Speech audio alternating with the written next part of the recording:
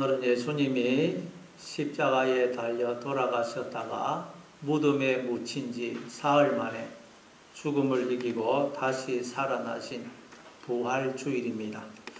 예수님이 부활하심으로 오늘날 기독교가 존재하게 된 것입니다. 그래서 기독교는 바로 예수님의 부활에 근거하고 있고, 기독교가 전하는 복음을 한마디로 요약하면 예수님이 다시 살아나셨다 하는 것입니다. 따라서 예수님이 부활하지 않았었다면 기독교는 존재할 수가 없고 우리도 하나님을 믿을 필요가 없습니다. 그래서 사도 바울은 이렇게 이야기합니다. 고린도전서 15장 17절부터 19절입니다. 고린도전서 15장 17절부터 19절 같이 읽습니다. 시작. 그리스도께서 다시 살아나신 일이 없으면 너희의 믿음도 헛되고 여전히 죄 가운데 있을 것이요 또한 그리스도 안에서 잠자는 자도 망하였으리니 만일 그리스도 안에서 우리가 바라는 것이 다만 이 세상의 삶뿐이라면 모든 사람 가운데 우리가 더욱 불쌍한 자이리라. 예수님이 부활하지 않았었다면 우리의 믿음도 헛것이고 우리가 여전히 죄 가운데 있을 것이라고, 즉 죄와 허물로 죽은 자로 우리가 여전히 있게 될 것이라고 말씀합니다. 그러니까 부활이 없다는 말은 무슨 뜻이냐? 부활이 없다는 말은 눈에 보이는 이 세상이 전부고 하나님과 하나님의 세계가 없다는 말입니다. 그래서 우리가 바라는 것이 다만 이 세상의 삶뿐이라면 모든 사람 가운데 우리가 더욱 불쌍한 자이리라, 그렇게 말하는 것입니다. 왜냐하면 우리는 예수 믿는다고 시간과 물질과 정성을 바칠 뿐만 아니라 내가 하고 싶은 대로 살지도 못하고 내 고집대로 내 뜻대로 살지도 못하기 때문입니다. 그러니 하나님의 세계가 없고 눈에 보이는 이 세상의 삶이 전부라면 우리는 너무도 억울하고 불쌍한 자들이 되는 것입니다. 그러나 부활이 있기 때문에, 그 말은 하나님의 세계가 있기 때문에 우리는 이 땅에서부터 부활하여 하나님의 세계를, 즉 영생의 삶을 살게 되는 것입니다. 그런데 많은 분들이 이 부활에 대해서 제대로 알지를 못하거나 오해를 하고 있습니다. 그래서 예수님의 이 부활에 참여하지를 못하고 있고 부활의 생명을 살지를 못하고 있어요. 그래서 오늘은 부활이 뭔지, 예수님의 부활이 도대체 우리에게 무슨 의미가 있는지를 살펴봄으로써 오늘 이 시간 여러분 다 부활하셔서 부활 생명을 사시는 여러분 다 되시기를 바랍니다. 자, 그러면 오늘 본문 1절을 한번 읽어보겠습니다. 1절 같이 읽습니다. 시작. 안식 후 첫날 새벽에 이 여자들이 그 준비한 향품을 가지고 무덤에 가서 여기 보니까 이 여자들이 나오죠. 이 여자들 앞에 나왔던 여자들입니다. 바로 앞에 누가복음 23장 55절 56절을 보면 누가복음 23장 55절 56절 같이 한번 읽어보겠습니다. 시작. 갈릴리에서 예수와 함께 온 여자들이 뒤를 따라 그 무덤과 그의 시체를 어떻게 두었는지를 보고 돌아가 향품과 향유를 준비하더라. 이 여인들은 갈릴리에서부터 예수님을 따라 예루살렘까지 온 자들입니다. 갈릴리에서부터 예루살렘까지 예수님을 따라왔다는 말은 이들은 예수님께 모든 소망을 걸었다는 뜻입니다. 그러니까 이들에겐 예수님이 소망이었고 희망이었어요. 그래서 이들은 모든 것을 버려두고 예수님을 따른 것입니다. 그런데 이게 웬일입니까? 그들의 소망이었던 예수님이 힘없이 무기력하게 잡혀가서 십자가에 달려 비참하게 돌아가시네요. 그러니 이들은 얼마나 충격을 받았겠어요. 세상이 무너지는 그런 절망에 빠지지 않았겠습니까? 그렇지만 이들은 바로 갈릴리로 돌아가지 않고 예수님이 묻히신 그 무덤과 그리고 예수님이 그 무덤 안에 그 시신이 어떻게 묻혀져 있는지를 확인한 다음 돌아가서 예수님의 시신의 발을 향품과 향유를 준비합니다. 시신의 향품과 향유를 바르는 것은 시신의 냄새와 부패를 방지하기 위해서입니다. 그리고 그들은 이제 안식일이 지난 후 첫날 새벽, 지금 주일날, 주일 새벽에 준비한 향품을 가지고 예수님의 무덤을 찾아갑니다. 여기서 안식 후 첫날, 이건 정확하게 번역하면 안식의 첫날, 그런 뜻입니다. 안식 후가 아니고 안식의 첫날. 이게 무슨 뜻이겠어요? 안식의 첫날.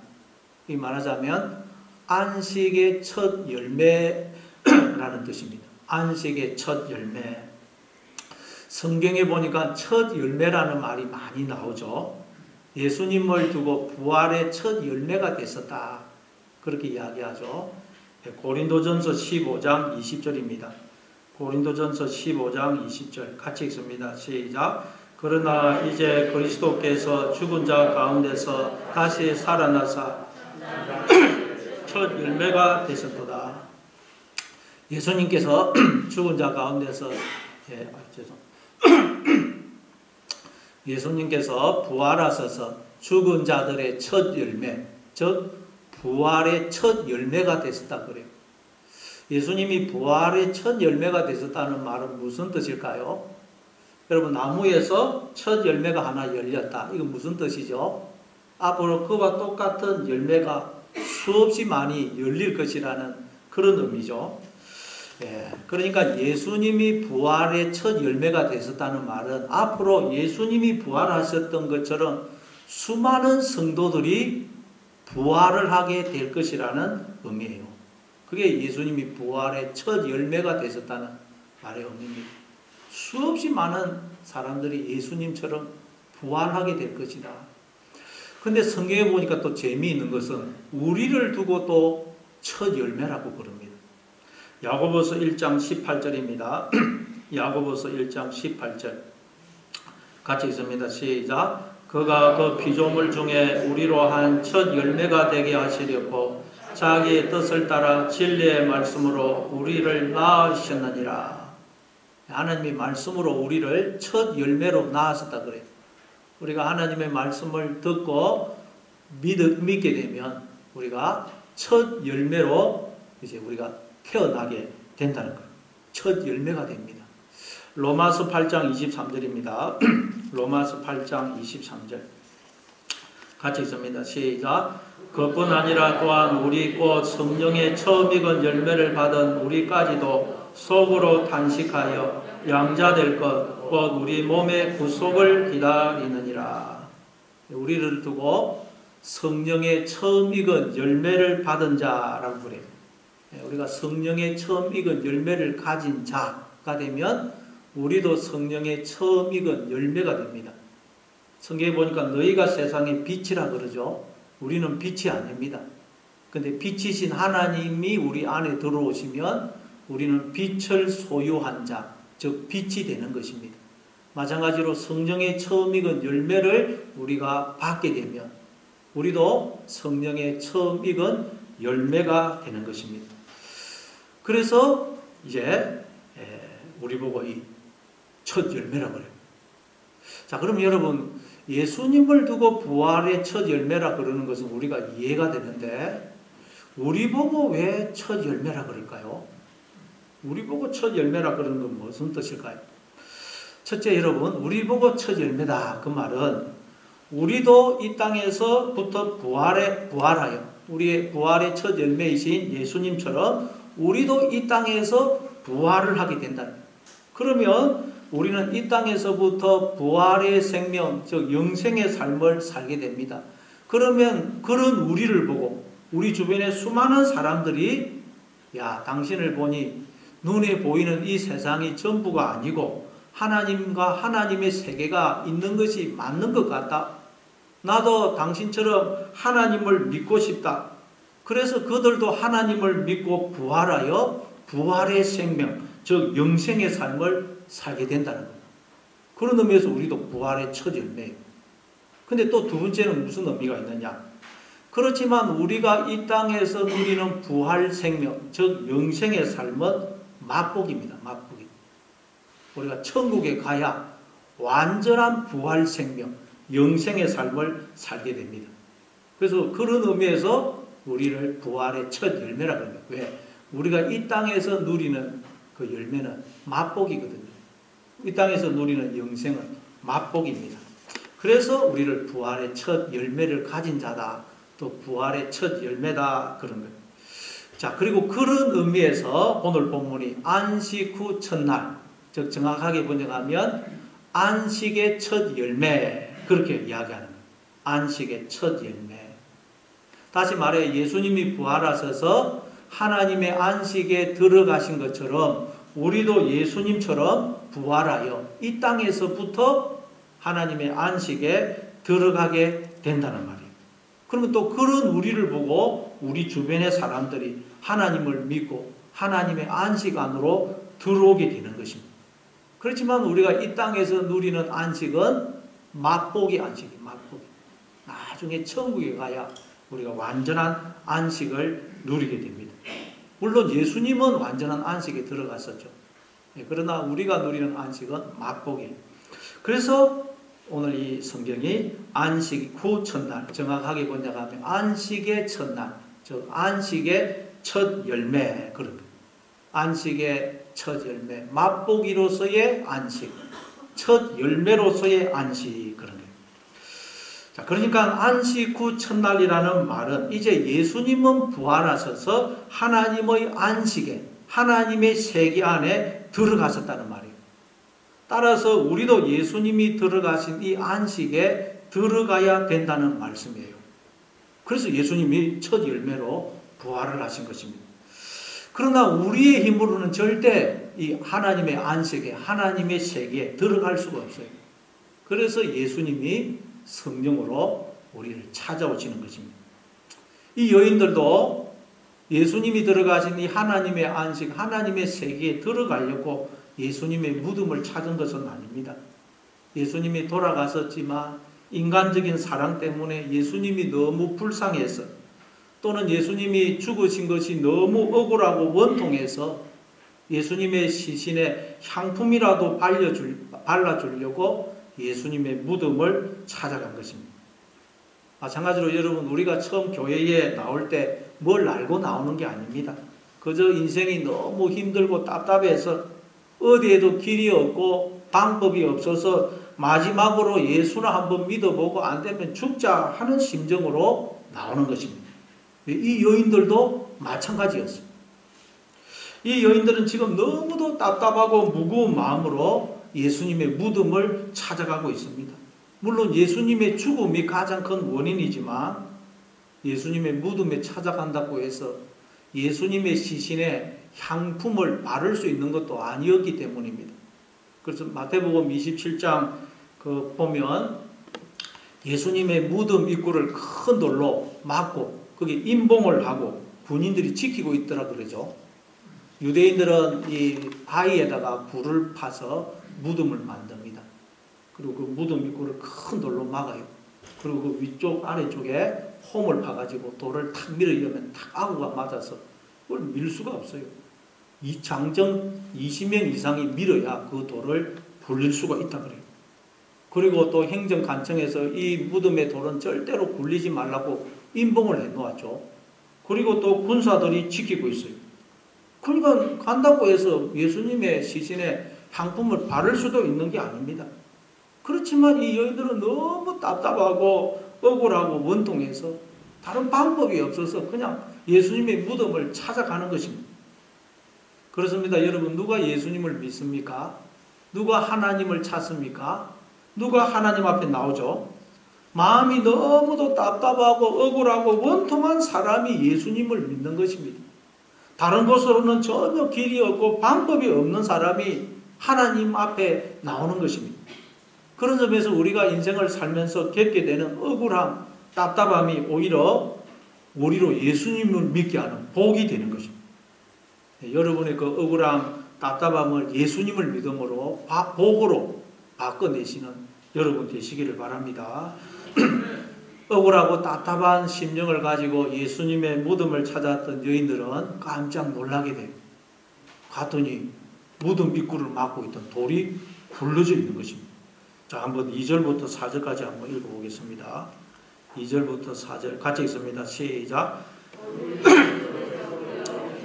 보고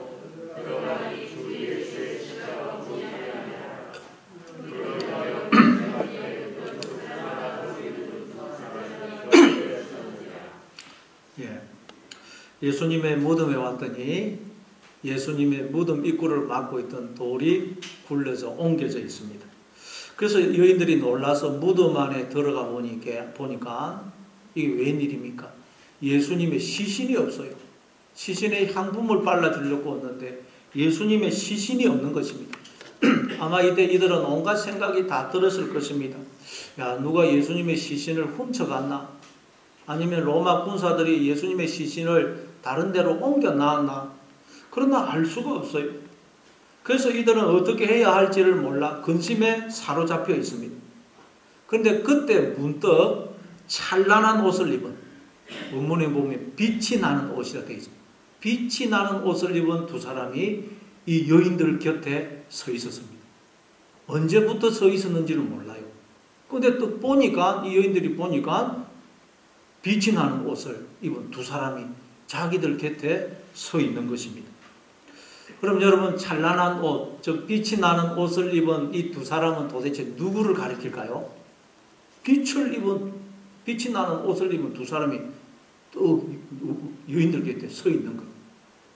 마태복음 17장에 보면 예수님이 베드로, 야고보, 요한을 데리고 높은 산에 올라가셔서 변형이 되시죠. 그 모습이 얼굴이 해가 같이 빛나고 그 옷이 빛과 같이 휘어졌더라고요. 그런데 또 요한계시록 1장에 보니까 부활하신 예수님이 사도 요한에게 나타났었는데 그 모습이 변화산상에서의 모습과 비슷하죠. 그러니까 오늘 본문에 이 두 사람이 입고 있는 이 찬란한 옷, 빛이 나오는 이 옷이 바로 우리가 입어야 할 부활의 옷인 거죠. 부활의 옷. 이 두 사람이 입고 있는 이 찬란한 옷, 빛이 나는 옷이 우리가 입어야 될 부활의 옷이. 옷이라는 것은 신분, 지위, 존재를 상징한다고 그랬죠. 그래서 군인 옷을 입으면 군인이 되고, 경찰 옷을 입으면 경찰이 되고, 학생 옷을 입으면 학생이 됩니다. 네, 아니면서도 입을 수 있지만 그렇게 입으면 보통 우리가 그렇게 이해를 해요. 그럼 원래 우리가 입어야 될 옷은 뭐냐? 원래 우리가 입어야 될 옷은 뭡니까? 원래 우리는 그리스도로 하나님으로 옷을 입었다는 거예요. 자, 갈라디아서 3장 27절입니다. 갈라디아서 3장 27절 같이 있습니다. 시작. 누구든지 그리스도와 합하기 위하여 세례를 받은 자는 그리스도로 옷 입었느니라.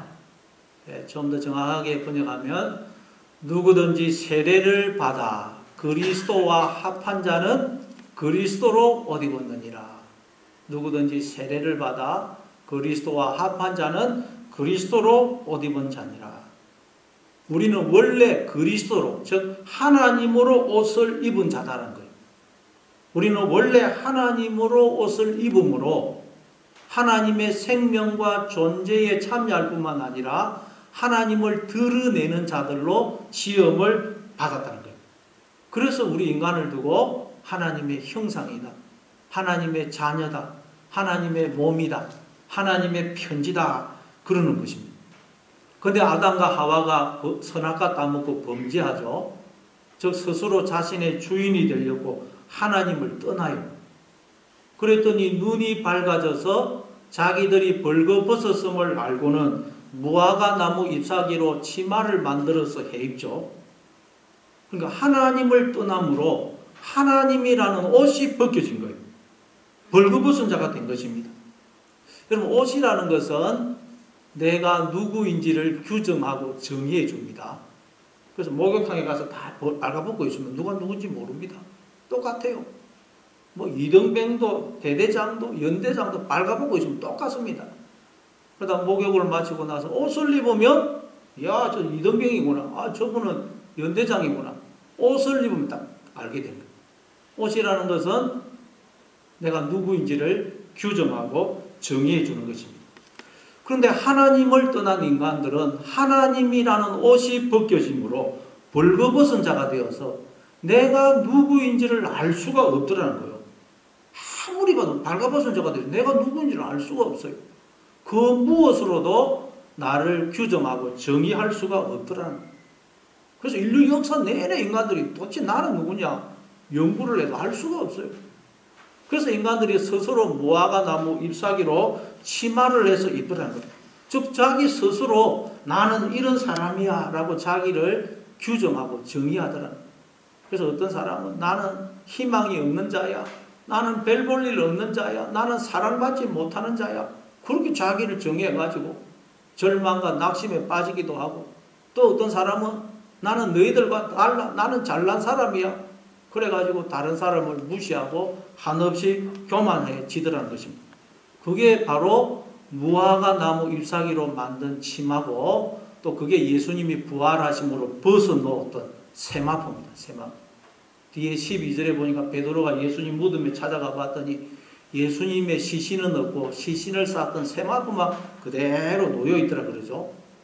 이 세마포는 큰 불행이나 재난을 당할 때 사람들이 입고 통곡하던 것이고, 그리고 죽은 시신에게 입혀주던 수의였어요. 세마포. 그러니까 하나님을 떠난 인간들이 스스로 나는 이런 사람이야, 나는 이런 사람이야 라고 옷을 해 입는데, 그건 말하자면 죽은 시체가 있는 수의라는 거예요. 수의. 그건 원래 우리가 입을 옷이 아니라는 거예요. 원래 우리의 옷은 하나님이기 때문에 우리는 다시 하나님으로 옷을 입어야 되는 것입니다. 그래서 우리는 언제나 하나님과의 관계에서 나를 규정하고 정해야 됩니다. 하나님과의 관계에서. 나는 하나님의 사랑받는 자녀야, 나는 하나님의 신부야, 하나님의 백성이야, 하나님의 몸이야. 이게 여러분 우리가 옷을 입는 하나님. 이 시간 여러분 입고 있던 그 수의를 다 벗어버리고 하나님으로 옷을 입으시는 여러분 되시기를 바랍니다. 성경은 지금 근심에 빠져있는 여인들과 찬란한 옷을 입고 서 있는 두 사람을 통해서 이걸 우리에게 보여주고 있는 거예요. 말하자면 이 여인들은 지금 말하자면 무화과 나무 잎사귀로 만든 치마, 즉 세마포 수의를 입고 있어요. 수의. 자, 그래서 찬란한 옷을 입은 이 두 사람, 부활의 옷, 하나님으로 옷을 입은 이 두 사람이 이 여인들에게 무슨 말을 하느냐? 오늘 보면 5절입니다.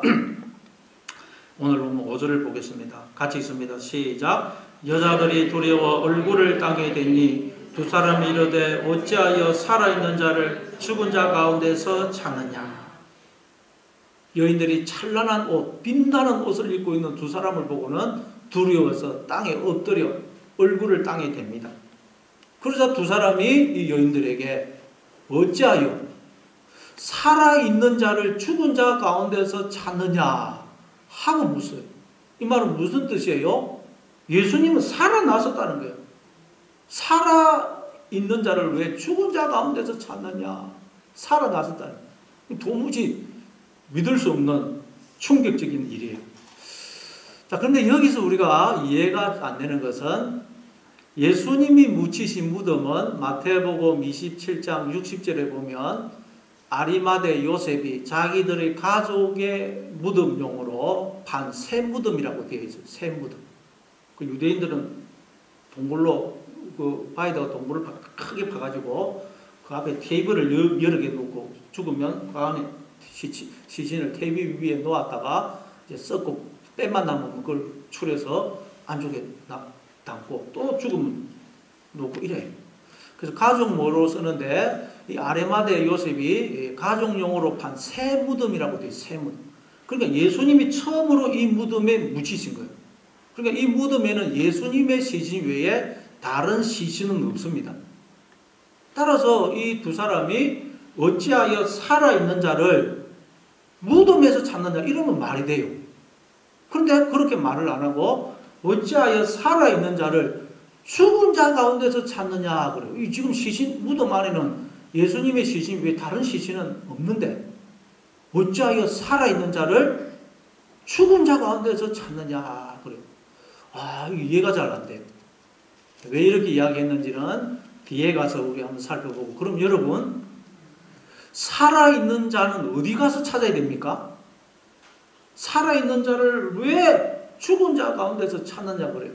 여러분, 살아있는 자는 어디서 찾아야 됩니까?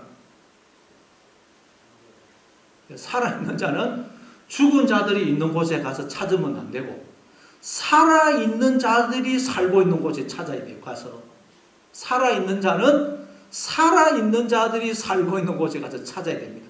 그럼 살아있는 자들이 살고 있는 곳은 어디입니까? 마태복음 22장 31절부터 33절입니다. 마태복음 22장 31절부터 33절 같이 읽습니다. 시작. 죽은 자의 부활을 논할진대 하나님이 너희에게 말씀하신 바 나는 아브라함의 하나님이요 이삭의 하나님이요 야곱의 하나님이로 하신 것을 읽어보지 못하였느냐. 하나님은 죽은 자의 하나님이 아니요 살아있는 자의 하나님이시라 하시니 무리가 듣고 그의 가르치심에 놀라더라. 하나님은 죽은 자의 하나님이 아니시고 살아있는 자의 하나님이시라고 말씀해요. 따라서 우리가 하나님을 믿게 되면, 하나님을 나의 하나님으로 받아들이고 섬기게 되면 우리는 어떻게 된다는 말이에요? 산자가 된다는 거예요. 우리는 살아있는 자가 된다는 거예요. 죽은 자였는데, 우리가 죄와 허물로 죽은 자였는데 하나님을 나의 하나님으로 영접하고 믿게 되면 우리는 죽은 자에서 살아나서 살아있는 자가 된다는 거예요. 왜냐하면 하나님은 죽은 자의 하나님이 아니시고 살아있는 자의 하나님이시기 때문입니다. 다시 말해 하나님이 생명이시기 때문에 하나님을 믿고 영접하게 되면 우리도 생명을 가진 자, 즉 산자가 되는 것입니다. 자, 그래서 예수님이 이렇게 또 말씀하셨죠. 요한복음 11장 25절부터 26절. 요한복음 11장 25절 26절 같이 읽습니다. 시작. 나는 부활이요 생명이니 나를 믿는 자는 죽어도 살겠고 무릇 살아서 나를 믿는 자는 영원히 죽지 아니하리니 이것을 내가 믿느냐. 예수님 즉 하나님은 부활이시고 생명이기 때문에 우리가 예수님을 믿게 되면 죽어도 살겠고, 즉 우리가 다 죄와 허물로 죽은 상태인데 예수님을 믿으면 살아나게 된다는 거예요. 무릇 살아서 나를 믿는 자는 영원히 죽지 아니하리라. 우리가 예수님을 믿어서 살아나게 되면 이제 우리는 영원히 안 죽는다는 거예요. 예수 믿는 우리는 산자고 이제 우리는 영원히 안 죽는다는 거예요. 나중에 육체적으로 늙어서 죽는 것은 우리가 하나님과 함께 나그네 생활을 하다가 아버지 집으로 돌아가는 것이지 죽는 것이 아니라는 것입니다. 그러니까 여러분, 그 사람이 지금 살아있는 자냐 죽은 자냐는 무엇이 결정하느냐? 육체적으로 죽었느냐 살았느냐 그게 결정하는 게 아니고, 그 사람이 예수님을 믿느냐 하나님과의 관계를 회복했느냐 그렇지 않느냐가 그 사람이 지금 죽은 자냐 살아있는 자냐를 결정하는 거예요. 그게 우리를 산자와 죽은 자로 나눈다는 거예요. 육체적으로 죽었느냐 살아있느냐 그게 우리를 산자 죽은 자로 나누는 게 아니고, 하나님과의 관계를 회복했느냐 그게 우리를 산자와 죽은 자로 나눈다는 거예요. 그래서 예수님이 또 이렇게 말씀을 하셨어요. 마태복음 8장 21절 22절입니다. 마태복음 8장 21절부터 22절 같이 읽습니다. 시작. 제자 중에 또 한 사람이 이르되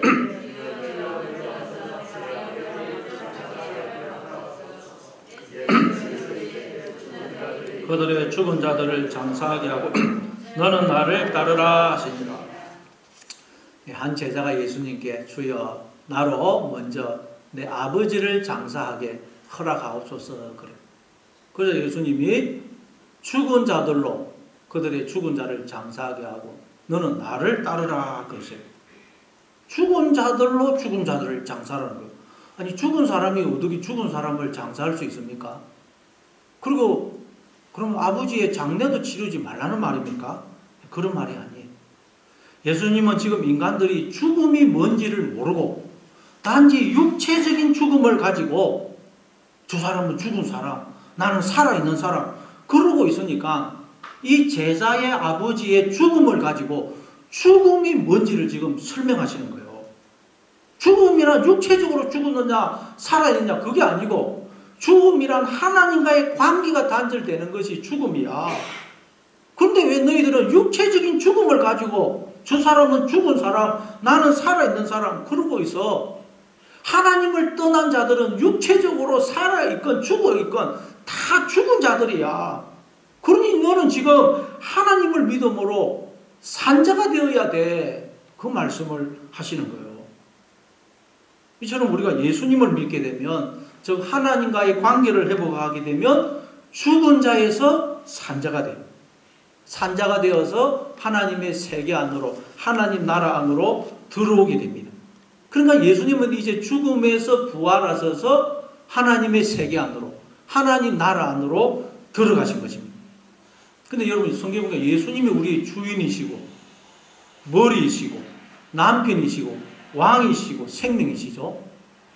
따라서 예수님이 부활하셔서 하나님의 세계 안에, 하나님 나라 안에 들어가셨다는 말은 우리도 하나님의 세계 안에, 하나님 나라 안에 들어와 있다는 말이에요. 예수님의 부활은 우리에게 그걸 알려주고 계시는 것입니다. 그래서 예수님이 계속해서 나는 아버지 안에 있고 아버지는 내 안에 있고 나와 아버지는 하나다 그렇게 말씀하셨죠. 우리는 지금 하나님의 품속에, 하나님의 세계 안에, 하나님 나라 안에 들어와 있고 하나님은 또 우리 안에 영으로, 생명으로 들어와 계신다는 겁니다. 그런데 우리는 눈에 보이는 이 세상이, 눈에 보이는 이 현실이 전부인 줄 알고 그것만 쳐다보고 불안해하고 걱정하고 염려하고 좌절하는 것입니다. 분노하는 것입니다. 그래서 찬란한 옷을 입은, 부활의 옷을 입은 이 두 사람이 그런 우리를 향해서 어찌하여 살아있는 자를 죽은 자 가운데서 찾느냐? 너는 하나님의 품속에, 하나님의 세계 안에, 하나님 나라 안에 들어와 있어. 즉 하나님이 언제나 너와 함께 하시면서 너를 눈동자처럼 지키시고 복을 주시고 너를 가장 복된 길, 생명의 길로 인도하고 계시는데 어찌하여 하나님은 보지 못하고 눈에 보이는 현실만 보고 불안해하고 절망해하고 있는 거야. 그러는 거예요. 네, 여러분은 지금 살아있는 자를 죽은 자 가운데서 찾고 있지는 않습니까? 내가 당한 일, 사건, 내가 처한 환경, 풀리지 않는 문제 때문에 불안해하고 염려하고 있다면 살아있는 자를 죽은 자 가운데서 찾고 있는 거예요. 나의 미래 때문에, 장래 때문에 두려워하고 절망하고 있다면 그것도 살아있는 자를 죽은 자 가운데서 찾고 있는 것입니다. 예, 나는 하나님의 자녀고 하나님이 내 아버지가 되신다. 나는 산자다. 하나님이 언제나 나와 함께 하신다. 이걸 늘 기억하심으로 죽은 자가 아니고 산자로 살아가시는 여러분 되시기를 바랍니다. 여러분 나무나 풀도 썩은 것은, 죽은 것은 어쩌죠? 나무나 풀도 죽은 것은 비가 오면 비가 와서 썩고 바람이 불면 바람이 불어서 마르고 햇빛이 비치면 햇빛이 비치어서 부패합니다. 그러나 나무나 풀도 살아있는 것은 비가 오면 비가 와서 자라고 바람이 불면 바람이 불어서 자라고 햇빛이 비치면 햇빛이 비치어서 자랍니다. 마찬가지로 우리는 살아있기 때문에 비가 오면 비가 와서 자라고 바람이 불면 바람이 불어서 자라고 햇빛이 비치면 햇빛이 비치어서 자라는 거예요. 형통하면 형통해서 자라고 고난을 당하면 고난을 당해서 자라는 거예요. 산자는 그렇다는 거예요. 살아있다면 우리에게 일어나는 모든 사건은 우리를 자라게 하는 것이지 우리를 망하게 할 수 있는 건 없다는 거예요.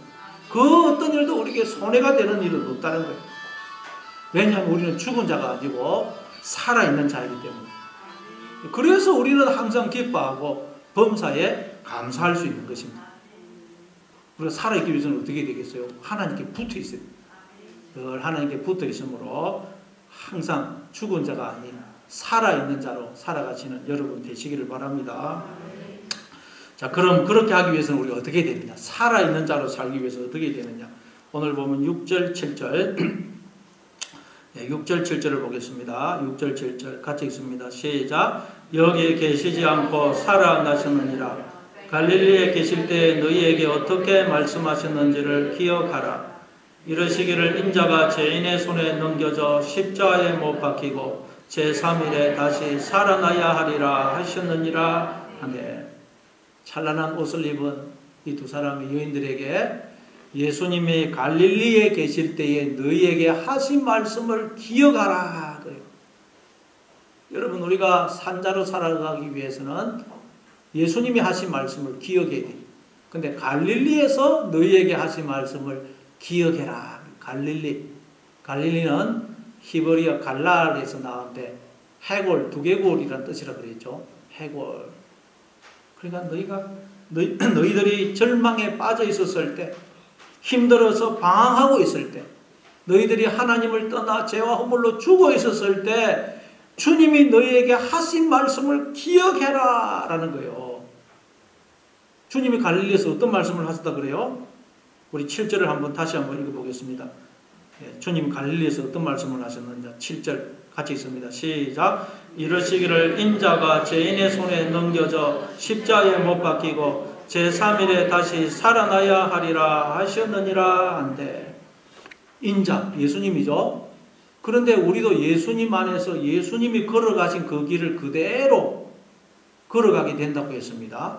그러니까 이 말씀은 앞으로 우리도 인생을 살아갈 때 예수님이 당하신 것처럼 여러 가지 어려움, 환난, 실패, 고난을 당할 것이지만, 억울함을 당하고 죽임을 당하는 것 같은 그런 위기와 고통을 당할 것이지만, 그러나 그것 때문에 우리는 죽거나 망하는 것이 아니고 그 모든 과정을 통과함으로써 우리는 다시 살아날 것이라는 말씀입니다.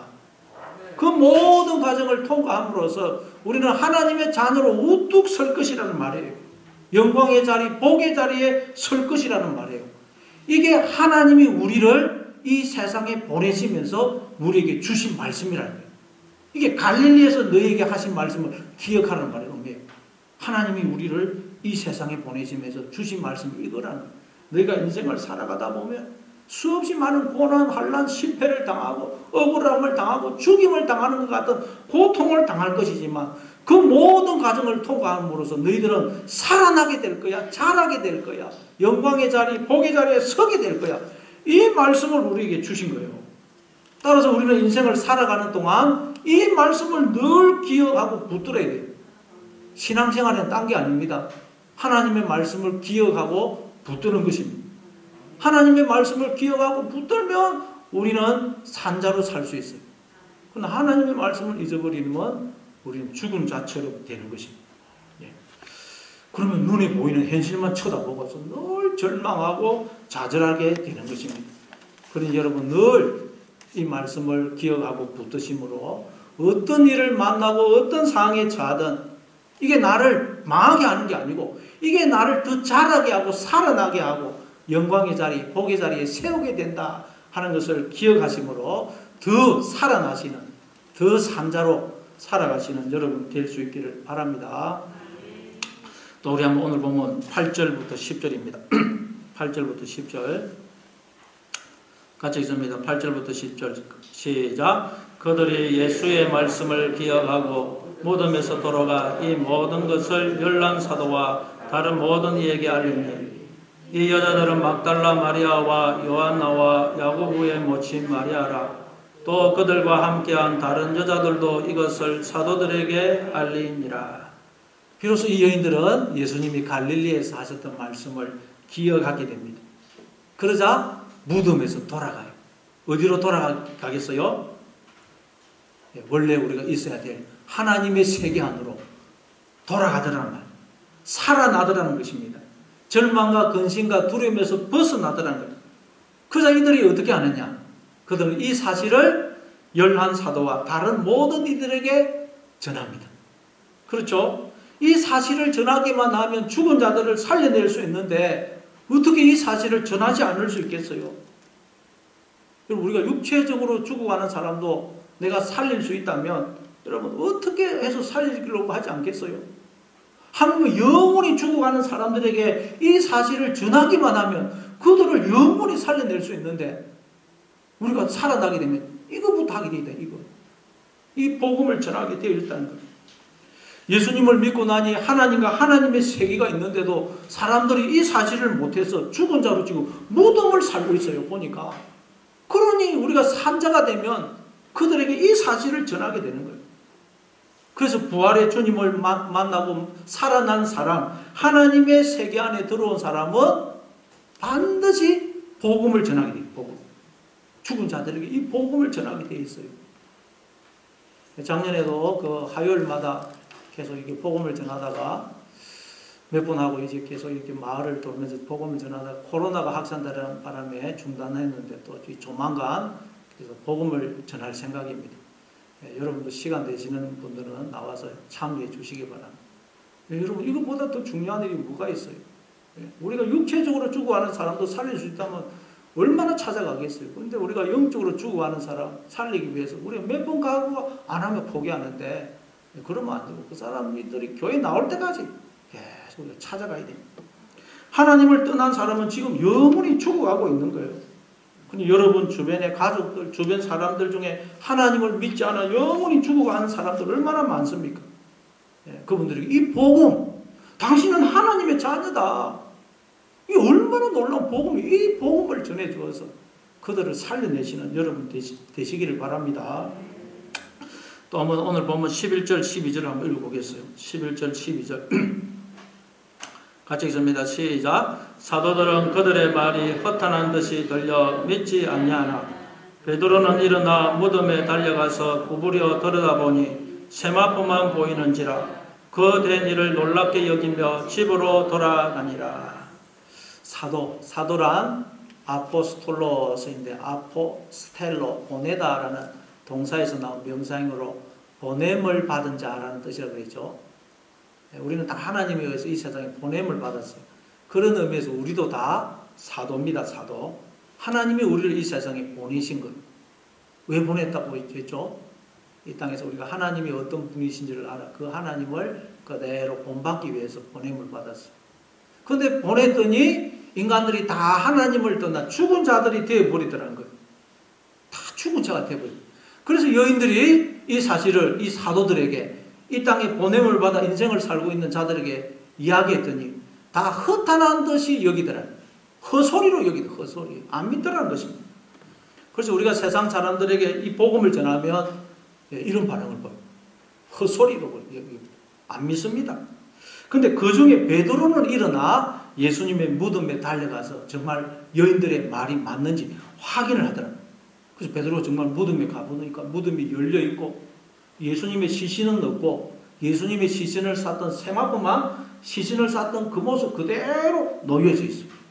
마치 영혼이 빠져나가고 몸만 있는 것처럼 시신은 싹 빠져나가고 시신을 쌌던 세마포만 그대로 놓여 있는 것입니다. 그래서 베드로는 그 된 일을 놀랍게 여기며 집으로 돌아갔다고 그래요. 그러니까 여러분 우리가 복음을 전하면 그건 절대로 없어지는 것이 아니라는 거예요. 헛된 일이 아니라는 거예요. 씨를 뿌리면 그 중에 반드시 떨어지면 땅에 뿌리를 내리고 열매를 맺는 것이 있다는 거예요. 복음을 자꾸 전하다 보면 그게 쌓이고 쌓여서 어느 정도 양이 되면 열매를 맺게 된다는 거예요. 그러면 우리는 여러분 더 하나님을 체험하게 되고 풍성한 생명의 열매를 거두게 되고 더 산자로 살아가게 되는 것입니다. 여러분 늘 하나님을 붙드심으로 산자로 살아갈 뿐만 아니라 이 복음을 전해서 더 풍성한 생명의 열매를 거두시는 여러분 될 수 있기를 바랍니다.